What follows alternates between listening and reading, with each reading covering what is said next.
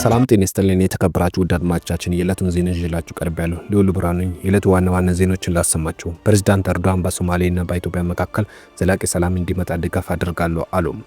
ጠቅላይ ሚኒስትር ዶክተር አብይ አህመድ በትራምፕ ከተሾሙት የውጭ ጉዳይ ሚኒስትር ጋር ለመጀመሪያ ጊዜ ተወያዩ ተብለዋል።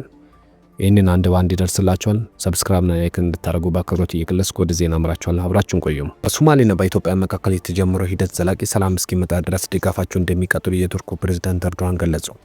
ፕሬዝዳንት ኤርዶጋን የተናገሩበት የሶማሌ ፕሬዝዳንት ሐሰን ሼክ መሐመድ ሐሙስ መጋቢት 18 2017 ዓ.ም በፕሬዝዳንት ቤተ መንግስት ባገኙበት ወቅት ነው። ራሷን በነጻ ሀገር ካወጀችው ሶማሌላንድ ጋር በተደረሰው የባህር መግባቢያ ስምምነት ውጥረት ውስጥ የገቡት ኢትዮጵያና ሶማሌ በቱርኩ ፕሬዝዳንት አሸማጋይነት አንካራ ላይ በተደረገው ውይይት ችግራቸውን ለመፍታት የሚያስችል ስምምነት ላይ መድረሳቸው ይታወሳል። ሁለቱም መሪዎች በቱርክና በሶማሌ መካከል ያለው የሁለትዮሽ ግንኙነት እንዲሁም ቀጠናዊና ዓለም አቀፋዊ ጉዳዮች በዚህ ውይይት መዳሰሳቸው የቱርኩ ኮሚኒኬሽን ዳይሬክተር ባወጣው መግለጫ አስረድተዋል። ኤርዶጋን ቱርክ ለሶማሌ ሰላምና መረጋጋት ትልቁ ስፍራ እንደምትሰጥ ተናግረዋል።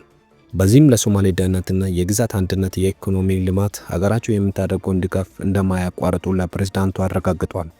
በዚህ አደምታ ኢትዮጵያ ያነሱትን ኤርዶጋን ከኢትዮጵያ ጋር የተጀመረው ሂደት ዘላቂ ሰላም እስኪመጣ ድረስ መረጋጋት እስኪሰፍን ድረስ ድጋፋቸው ባለሰለሰ ሁኔታ እንደሚቀጥሉ ተናግረዋል። በቱርኩ ፕሬዝዳንት ኤርዶጋን አደራዳሪነት ታህሳስ 2017 ዓ.ም የተደረሰው የአንካራ ስምምነት ለአንድ ዓመት ያህል በቃላት ጦርነት ውስጥ ሲወዛገቡ የነበሩት ኢትዮጵያና ሶማሌላንድ ልዩነታቸው በድርድር ጠረጴዛ ላይ መፍታት እንዲቀመጡ እያደረገ ነው።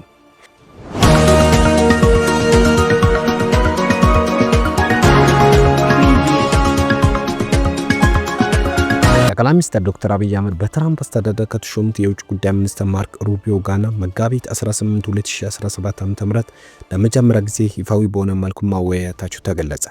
ማርክ ሩቢዮና ጠቅላይ ሚኒስትር ዶክተር አብይ አህመድ የሁለትዮሽ ግንኙነትን በማጠንከር አክለውም በጋራ ቅድሚያ የሚሰጣቸው ጉዳዮች ላይ በስልክ መነጋገራቸው የአሜሪካ የውጭ ጉዳይ ሚኒስትር ያወጣው መግለጫ ያስረዳል። ሀገሪቷ በአፍሪካ ቀንድ መረጋጋትን ማምጣት አንዱ የውይይታቸው ርዕስ እንደነበረ የውጭ ጉዳይ ሚኒስትር ቃል አቀባዩ ተናግረዋል። በሪፐብሊካኑ የትራምፕ አስተዳደር የተሾሙት የውጭ ጉዳይ ሚኒስትር ሀገራቸውን ለሰላምና ለብልጽግና ለኢትዮጵያ ድጋፍ እንደምታደርግ አስረድተዋል። ትራምፕ በመጀመሪያ አስተዳደራቸው ወቅት ግብጽ የኢትዮጵያ ህዳሴን ታፈነዳለች በማለታቸው የኢትዮጵያ መንግስትን ያሳዘነ ነበረ። በወቅቱ የውጭ ጉዳይ ሚኒስትር የነበሩት ጓድ አንዳርጋቸው በኢትዮጵያ ተቀማጭ ሆነው ሲያገለግሉ የነበሩት የአሜሪካን አምባሳደር ማይክ ነበሩ። ማይክም ተጠርቶ ፕሬዝዳንት ትራምፕ በሰጡት አስተያየት ላይ ማብራሪያ እንዲሰጡ ተጠይቆ ነበረ። የአሜሪካን ፕሬዝዳንት ዶናልድ ትራምፕ ጥቅምት 13 2013 ዓ.ም ሱዳንና እስራኤል ግንኙነታቸውን ለማደስ የደረሱት ስምምነት አስመልክቶ ከእስራኤል ጠቅላይ ሚኒስትር ቤንያሚን ኔታንያሁ ጋር በስልክ በተነጋገሩበት ወቅት ነው የህዳሴ ግድብ ጉዳይ ያነሱት።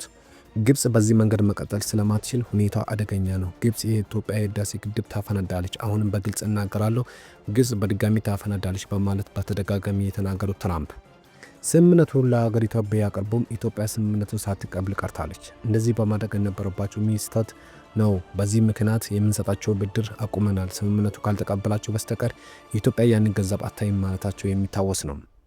አቶ ጓድ አክለውም በግብጽና በኢትዮጵያ መካከል ያለው እንዲህ ጦርነት የሚጨምር ነገር ከተቀመጠችው ከአሜሪካን ፕሬዝዳንት መስማት የሁለቱ ሀገራት የቆዩ ግንኙነትን ጥምነትን አያሳይም፣ እንዲሁም ሀገሪቱ የሚገዛ የዓለም አቀፍ ሕግ ተቀባይነት የለውም ማለታቸው በወቅቱ የወጣው የውጭ ጉዳይ ሚኒስትሩ መግለጫ አመልክተዋል።